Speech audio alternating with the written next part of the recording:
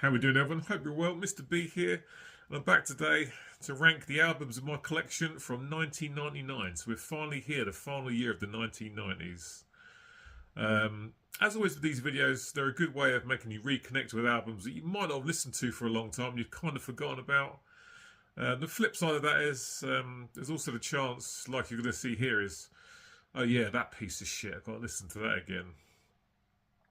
So 22 albums in my collection from 1999. So I'm going to do a top 20. So 2 honourable mentions, of course.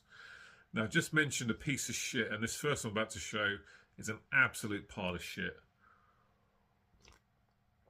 And I hate to say this because I absolutely love this band. And the main guy in this band was the reason that I picked up the guitar back in 1994.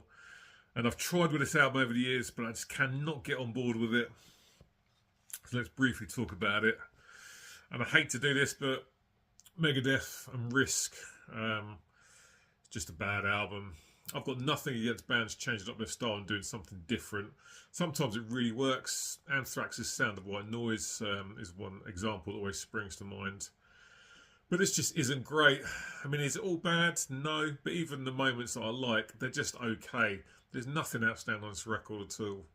The first 2 songs are my favourites. Insomnia, which is really interesting. I really like what they did with that. Some nice riffing, some good vocals from Dave. Prince of Darkness I really like as well, even though there's some pretty bad lyrics in there. And there's one other track that I do like, Breadline I think it is.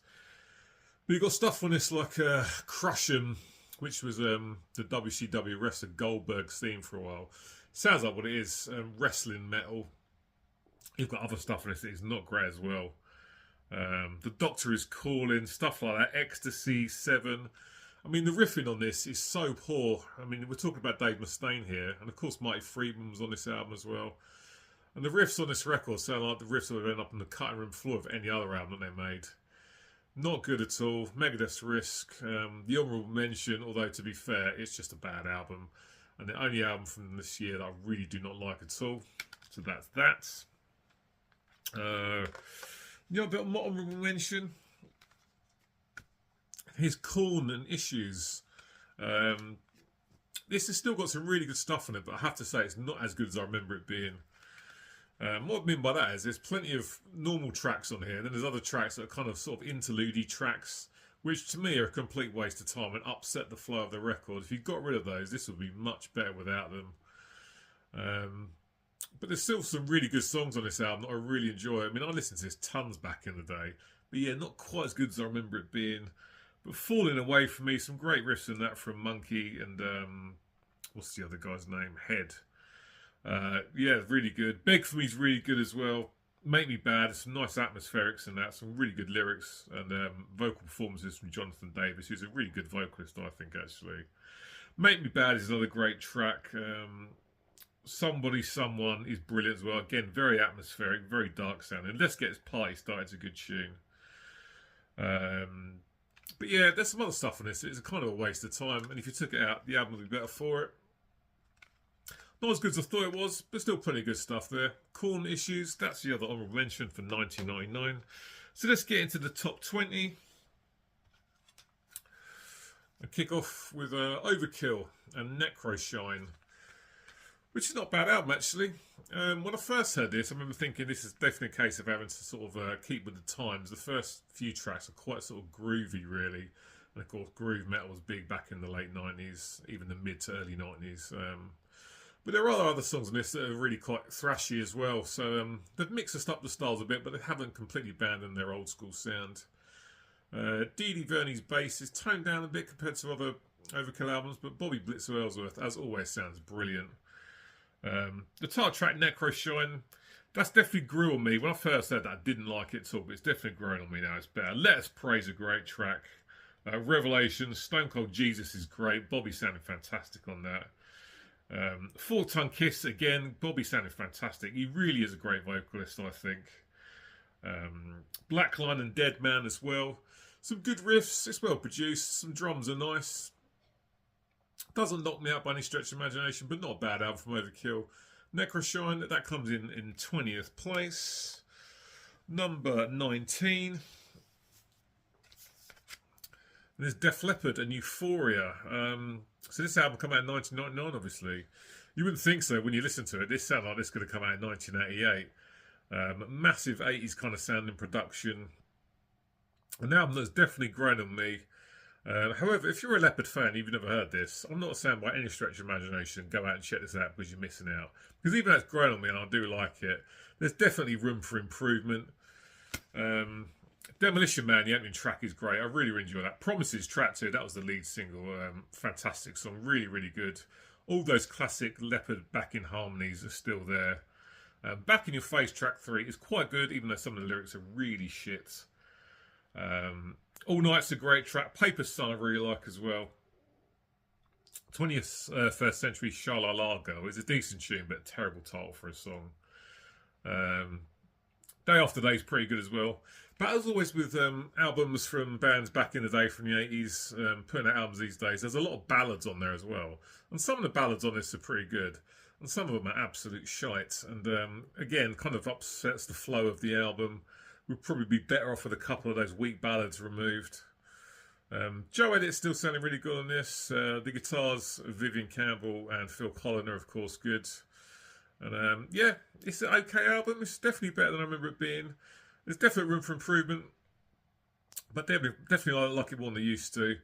But if you checked out a Leopard kind of around Hysteria time and during Life's time, you're not really missing out too much, I don't think. But it might be worth a listen if you fancy giving it a spin and seeing what you think of it. Def Leppard's Euphoria, that's at number 19. Number 18, a genre that hardly ever turns up on my channel. And it's Blink 182, Enema of the State, so pop punk, of course. I really like the trade-off vocals between Tom DeLonge and Mark Hoppus. Tom DeLonge's vocals are not for everyone, of course. Travis Barker on the drums, fantastic drummer. Yeah, so pop punk isn't a genre I go to a lot, but it was huge back in the late 90s. And I definitely love this album. And bizarrely, my brother, who's mostly into kind of hip-hop and rave and stuff like that, even he liked this album. I remember him playing my CD copy of this loads. But yeah, there's loads of great tunes on this. I mean, all the small things you probably don't ever need to hear again. It's so overplayed. That said, so is What's My Age Again. But I absolutely love that song. I love the guitar playing in it from Tom DeLonge. The vocal patterns in the verses, a great catchy chorus. Other great stuff in this, like Dumpweed. Some of Tom DeLonge's guitar riffing on that is really good. Going Away to College is good as well. Adam's song, very serious sounding song, because the rest of it's kind of like sort of party kind of rock, pop punk, I should say. But that's quite a serious sounding song. Really good. Anthem as well. Last track's really good. Yep, not one I listen to too much anymore. If I listen to Blink these days, I usually just put the best of them. But Enema of the State is still a good album, and I listened to it so much back in the day. Kind of forgotten some of it actually, because there's been so long since I heard it. But yeah. Decent album. Blink 182, Enema of the State, that is number 18. Number 17. And here's Rat and their self-titled album. This was their first album since 1990's Detonator. Well, proper album. They put out Collage in 1997, but there was a couple of covers on that. So I don't really consider it a proper Rat album. This is a decent album. I got this on the day of release back in 99, and it's good, but they're playing it a bit too safe here. It's almost like that they know by this point their fan base is middle-aged housewives. So everything's kind of mid-pace for the most part. Apart from the last track. Still good album though. Bobby Blotz's drums, as always, are great. Blotz is always a great drummer. Warren DeMartini's guitar playing is of course great. We've got Robbie Crane on bass here. These days in Black Star Riders and was in Vince Neil's solo band at one point. And Stephen Pearce's voice still sounding decent. Over the Edge, the opener's decent. Live for Today, track 2 is really good. Gave Up Giving Up is fantastic. Dead Reckoning, stuff like that. Lovesick, that's okay. All the Way's a decent tune, but the only track that really sounds like the Rat of Old is the very last one, So Good, So Fine. And funny enough, it's the best song on the album. So yeah, glam metal guys putting out new albums in 1999. Good album, but yeah, it needs a little bit more up-tempo stuff in it for my liking. If more of it was like the last track, it'd be way better. But still an album I could listen to from start to finish and enjoy it. There's Rat and they're self-titled. That is number 17. Number 16, now one of the albums that I originally thought, oh God, I've got to listen to that again, but it's much better than I remember it being. And it's Three Colours Red and Revolt.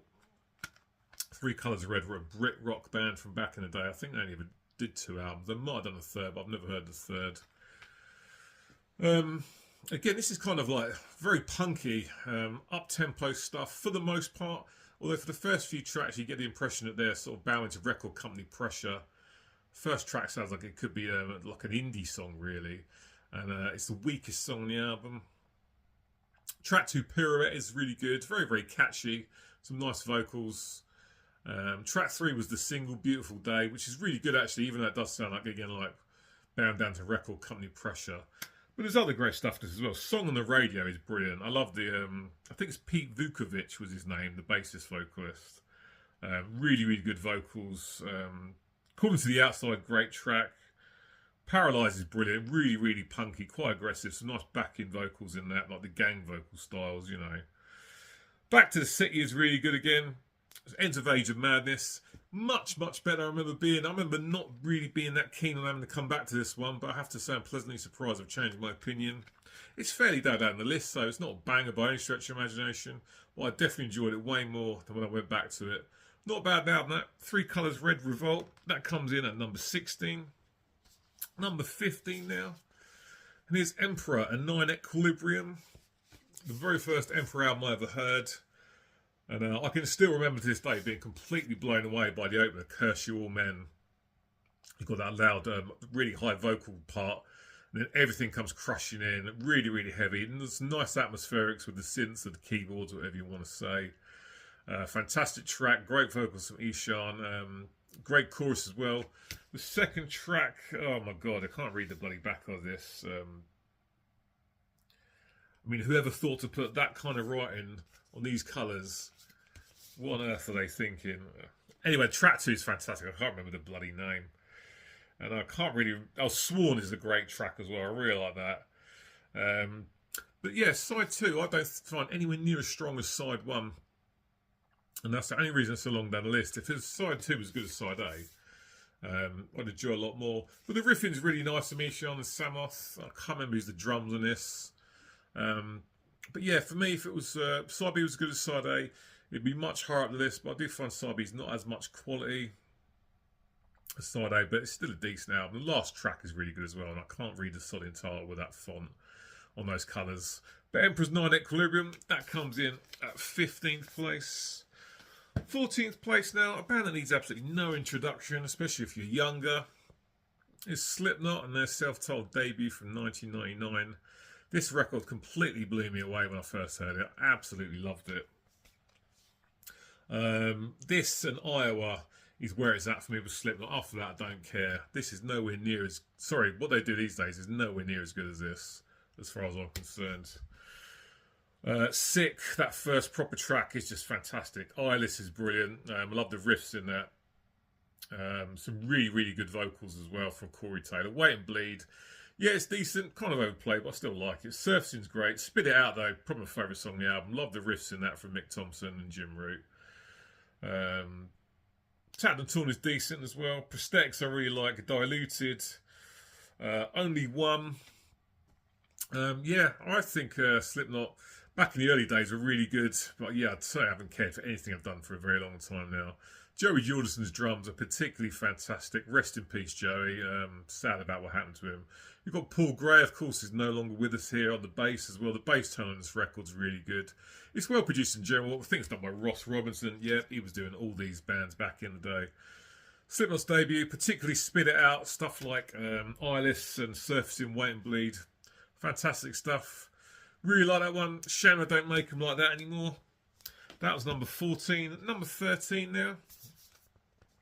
And here's Control Denied and The Fragile Art of Existence, which is pretty much the lineup which recorded Death's The Sound of Perseverance just a year before.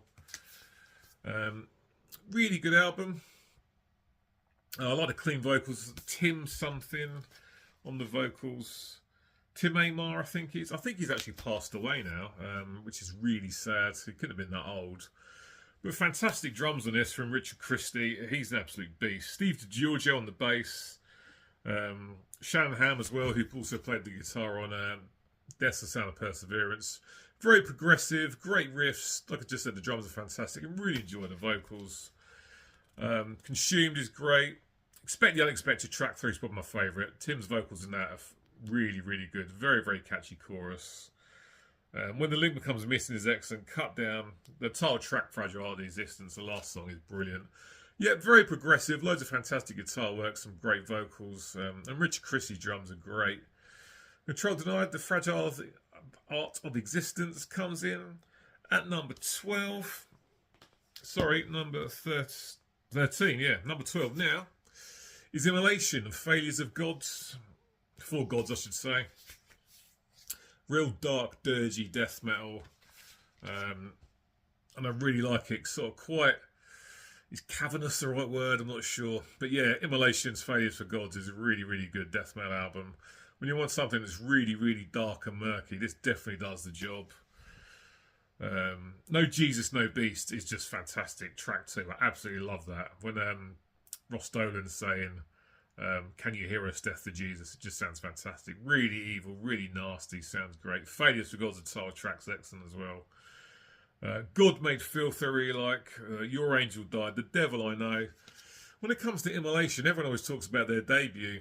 But for me, this pisses away with the debut. I think it's way better. Immolation's debut, I think, is quite overrated. Failures for Gods, though, is fantastic. And that's why it comes in at number 12 on this list. Excellent album. Up next is Rage Against the Machine and the Battle of Los Angeles. Good album. A bit like the Emperor album. If side B was as good as side A, it'd be much higher up the list. But it's not bad by any stretch of the imagination. Fantastic band, very important band. For me, one of the best bands to come out of the 90s, without doubt. Tom Morello's guitar work is as fantastic as it always is. Very unique style. I think his name is Tim Y.K. on this album. He's always changing his name, the bass player. Great bass playing as well. Brad Wilkes' drums are fantastic. Zach De La Rocha on the vocals, as always, fantastic. So angry, great lyrics, like you get on all Rage Against the Machine albums, and some great tunes. Starts off with Testify. Love that main riff from Tom. Great tune. Guerrilla Radio. Zach sounding really angry. Again, fantastic tune. Calm Like a Bomb, brilliant. Sleep Man the Fire, that is excellent. I love that riff. Great chorus, brilliant vocals from Zach.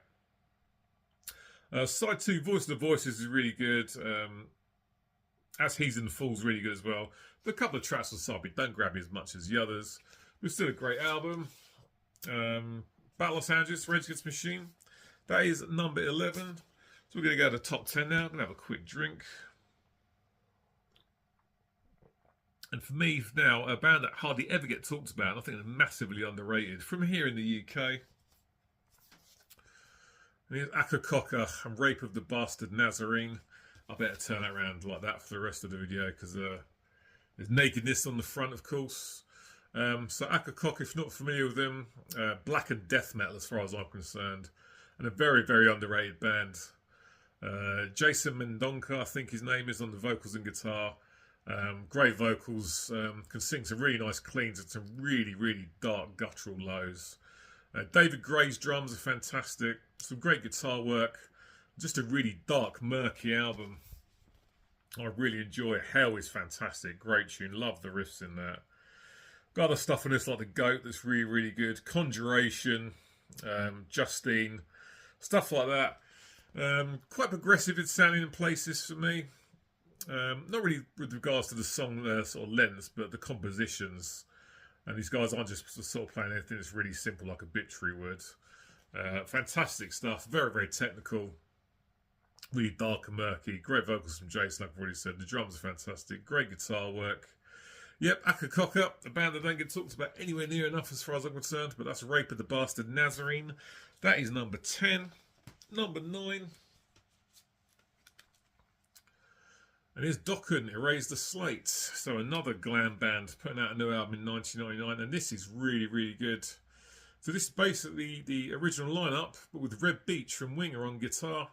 You can't have George Lynch on guitar and get an average 6-stringer to replace him. And of course, Reb does a fantastic job. Such a great guitar player. And this is a really good album. Got this pretty much on the day of release when it came out back in the day. And then Stock are pretty much picking up where kind of Back for the Attack left off, really. It Raised the Slate, the title track is great. Don sounding fantastic. Amazing guitar work from Reb. Change the World, great chorus, very, very catchy. Great vocals from Don. Maddest Hat is really good as well. I love that drum intro from Mick Brown. Shatter's really good. Voice of the Soul. Crazy Mary goes round. I think that's Mick Brown singing that. It might be Jeff Pilson, but it's a great track nonetheless. Haunted Lullaby is really good as well. And In Your Honor, the last track, is really, really good. It's a ballady kind of track. Sounds quite reflective. Fantastic tune. Fantastic album. Very much underrated, I think. Dockins Erase the Slate. Comes in at number 9. Have to say I forgot how good that one was, actually. So, number 8, and another CD. Back here to the UK. And here's Anathema and Judgment. Just fantastic, fantastic album. A very, very dark, melancholic album. Very sad sounding. You can tell there's so much heart and soul put into this album, though. The songs are fantastic. Everyone's performances are great. Is it Vincent Kavanagh on the vocals and guitar? Yeah, fantastic voice. Really, really good. Tons and tons of feeling and emotion in that voice. Great tracks on this. The opening track, Deep, is good. But Forgotten Hopes is really, really good. One Last Goodbye is probably one of the saddest songs you'll ever hear in your life. The lyrics in that really pull on your heartstrings. I think it's about his mother's death. But it's just such a beautiful song. Absolutely brilliant. Judgment is fantastic, the title track. Emotional Winter. Winds of God. 2000 Gone. Ends with Trans Acoustic, which is just a really nice instrumental outro. I need to get this on vinyl. It's just great. So much atmosphere. So much emotion. Just fantastic stuff from Anathema. That's Judgment. That comes in at 8th place. Another CD now. We're going back to the States for something really brutal. And here's Hate Eternal and their debut Conquering the Throne. So Eric Rutan, of course, who's been producing everyone for the last 20 years. Currently in Cannibal at the moment. Tim Young on the drums here. Jared Anderson, rest in peace. If you like really, really harsh, intense death metal, then this is where it's at. Absolutely fantastic album. Really, really good. Great vocals from Eric. The guitar work is fantastic. Tim Young's drums are absolutely outstanding. Praise of the Almighty, opening track is fantastic. Dogma Condemned is savage. I love the chorus in that. Some great riffing, great vocals from Eric. Catacombs is fantastic as well. Now to Obscurity. Dethroned, Sacrilege of Hate, stuff like that. If you like really, really hardcore death metal that doesn't let us foot off the accelerator for 1 minute, you definitely need to give this a listen. Conquering the Throne by Hate Eternal with absolutely savage death metal. Loads of great riffs, amazing solos, the leads are brilliant. And yeah, just really, really savage stuff. Hate Eternals, Conquering the Throne comes in at number 7. 6, staying in the States, Stone Temple Pilots at number 4. A band that are just absolutely fantastic. Never put out the same record twice. Always changing things up. The late great Scott Weiland on the vocals. The guitar playing and bass playing from the Leo brothers is, as always, great. Eric Kretsch's drums are fantastic. Great opening track down. That's some really nice riffs on that from Dean DeLeo, I think it is. I can never remember which brother does which. I think it's Dean, though, on the guitar, yeah. Church on Tuesday is a great track as well. Sour Girl is really, really good. A very melancholic sounding song. Great vocals from Scott. No Way Out is a great track. Some great riffs in that. Sex and Violence, brilliant track again. Some really nice vocal melodies in that. And some vocal patterns in the verses that Scott's doing is great. I Got You is really good. MC5 is excellent. And it ends with Atlanta, which is a very melancholic sounding tune. Some really nice vocals from Scott as always. Really enjoy the verses. Chorus is great. A very melancholic, sad sounding song, but fantastic. Stone Temple Pilots, just a fantastic band that for me don't get anywhere near as much recognition as they should. But Stone Temple Pilots number 4 comes in at number 6 on the list. So we're into the top 5 now. Here's Immortal and At the Heart of Winter, which is an absolutely savage album. I remember getting this and Emperor album at the same time. That was my first times I ever dipped my toes into the black metal pool. And I like the Emperor one, but this is just savage. Really, really dark. Great atmosphere. Well produced, but still sounding, quite raw. Doesn't sound massively polished. But the drums are absolutely phenomenal. Guitar works great. Abbott's vocals are fantastic. Withstand the Fall of Time is a great opener. Brilliant, brilliant track. Tragedies Blows the Horizon is excellent. Where Dark and Light Don't Differ is superb. At the Heart of Winter title track is great. I love the vocals. Very, very catchy chorus. Abba sounded fantastic. Years of Silent Sorrow. What an album. Excellent, dark, atmospheric black metal from Immortal. Like I say, the first time I ever really heard black metal alongside Emperor's Nine Equilibrium. And this is a great album. I only got this vinyl about a year ago. I didn't even know it had been reissued. But I was glad to get it on vinyl. Fantastic album. Got the CD at the time of release. Played it to death back in 1999. Immortals at the Heart of Winter is number 5. Excellent stuff. Back to America. And here's Cannibal Corpse and Bloodthirst, which for me is one of the best Corpse Grinder era albums. Superb stuff. So still got Jack Owen in the band at this point. This was Pat O'Brien's second album. Paul Mazurkovic still there, of course, as is Alex Webster, and Corpse Grind on the vocals. Just fantastic tunes, savage stuff. Pounded Into Dust, that opener is absolutely fantastic. George's vocals are brilliant. Dead Human Collection, love the riffs in that. Unleashing the Bloodthirsty, very, very technical stuff. Great, great track. Ecstasy and Decay is really good. Hacksaw Decapitation, riffs are fantastic. Blowtorch Slaughter, George's vocals in that are absolutely superb. He sounds brilliant in the chorus. Might be my favourite song on the album, actually. Sickening Metamorphosis, Condemned to Agony. Hardcore death metal from Cannibal, and definitely one of my favourites from them. An album that I listened to loads back in '99. That comes in the 4th place. Cannibal Corpse's Bloodthirst. Up next, an album I completely forgot how great this is. I need this on vinyl. Going over to Australia. And it's Silverchair, Neon Ballroom. I mean, the difference between this and their debut, which only came out 4 years before this, the difference is night and day. I mean, I like the Silverchair debut, but, it was written by a bunch of kids, basically. I think Daniel John was only like 15 or 16. The songwriting of this has just matured so much, and it's absolutely fantastic. There's some strings in that and this as well, which change things up nicely. The songwriting's great. Daniel's voice is brilliant. The guitar and bass from Chris and Ben are also excellent. There's so many great songs in this. Emotion Sickness is great. Actually, Anthem of the Year 2000, which was the lead-off single, I think is the weakest song on here. But Anna's song Open Fire, which is about Daniel John's anorexia, is a really melancholic, beautiful sounding tune. Miss You Love Again is very kind of melancholic sounding. Really, really nice. Do You Feel the Same is a great track. Black Tangled Heart, some great vocals from Daniel again in that. Point of View is a great track. Paint Pastel Princess I really like. Spawn again, I forgot to mention that. That's quite an angry sounding tune. That's really good. And it ends with Steam Will Rise, which is just, again, another melancholic sounding tune.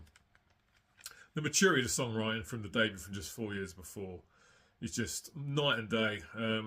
I like Frog Stomp, but Neon Ballroom's an absolute beast. I forgot how good this is, and I need to get some vinyl. Silverchair's Neon Ballroom, absolutely superb. Into the top 2 now.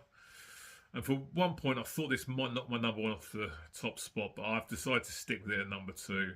Again, another album that I hadn't listened to for a long time, and I forgot just how good it is. Another one I need on vinyl.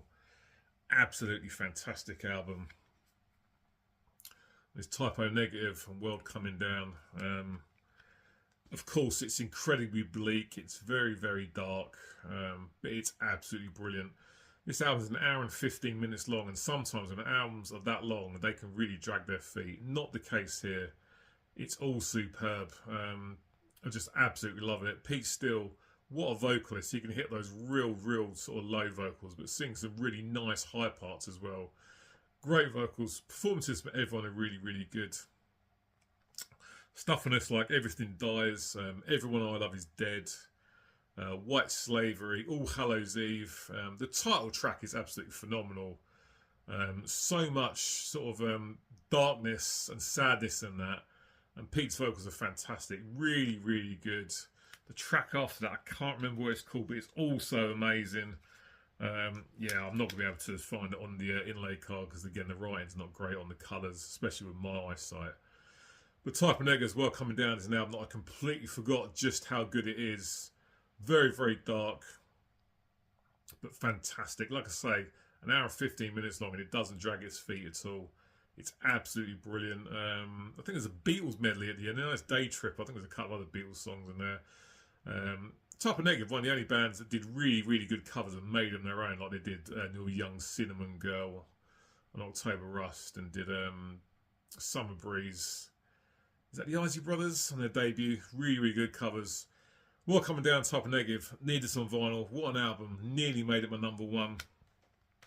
But for my number one is an album that absolutely blew me away at the time of release, and I still absolutely love it now. This band is still delivering killer records now, 40 plus years into their career. And it blew me away at the time I heard it, and it still blows me away now. It's absolutely fantastic. My number one album from 1999 is Testament's The Gathering. Just an absolutely phenomenal thrash metal album. The last truly great thrash metal album of the 20th century.